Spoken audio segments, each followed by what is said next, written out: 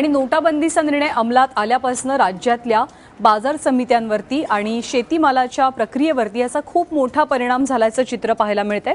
लासलगावचं कांदा मार्केट असो किंवा नंदुरबारमधला मिरची बाजार, इथे मालाला उठावच नाहीये। शिवाय चलनबंदीचा फटका टोमॅटो उत्पादकांनाही बसलाय, कारण नाशिकमध्ये टोमॅटोचे दर घसरलेले आहेत। शुक्रवारी लासलगाव बाजार समितीत कांद्याचा लिलाव सुरू झाला। व्यापाऱ्यांनी शेतकऱ्यांनी चेक किंवा नेट बँकिंगनी पैसे दिले, मात्र सध्या लासलगावमध्ये व्यापाऱ्यांकडे चेकबुकच नाहीयेत। परिणामी आज कांदा लिलाव ठप्प होता, याचा शेतकऱ्यांनाही फटका बसलाय। नंदुरबारमधल्या बाजाराची अवस्थाही काही वेगळी नाहीये। नोटाबंदीनंतर व्यापाऱ्यांकडे पैसा नसल्यानं 15 दिवसांपासून इथलेही लिलाव ठप्प आहेत। बाजारात उलाढाल होत नाहीये, त्यामुळे मिरची तोडणीसाठी मजुरांना पैसे द्यायचे कुठून हा मोठा प्रश्न आहे। शिवाय काही शेतकऱ्यांनी मिरची तोडणी केली, तिला उठावच मिळाला नाही, त्यामुळे आता ती साठवायची कुठे हे संकट शेतकऱ्यांसमोर आहे। काही ठिकाणी तर वाळवी लागल्यामुळे मिरची खराब सुद्धा झाली आहे।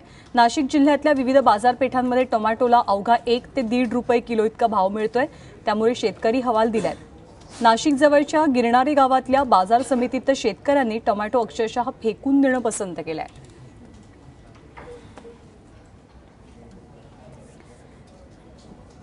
तर नाशिकमध्ये कांदा आणि टोमॅटो त्यांना भाव नाहीये, त्यांना उठाव नाहीये, तर नंदुरबारमध्ये मिरचीलाच मार्केट नाहीये। पाहूया शेतकऱ्यांचं काय म्हणणं आहे। ही मिरचीचं वजन कमी होत आहे, तरी भाव तर तोच भेटायचा आहे 1500 ते 2000।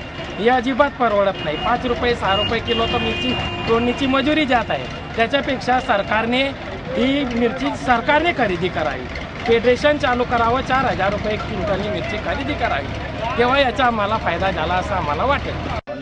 एवढी मंदी आम्ही केव्हा बघितली नाही। यावर्षी उत्पादन चांगलं आहे, मिरची बी माल बी चांगला येऊन राहिला, भाव बी चांगला आहे। पण एवढी मंदी, आर्थिक मंदी नोटबंदीमध्ये झाली, त्याचा प्रभाव नक्कीच मार्केटमध्ये व्यापाऱ्यांवर पडलेला आहे। व्यापारी आज हवालदिल झालेला आहे, व्यापाऱ्याकडे पैसा नाही आहे।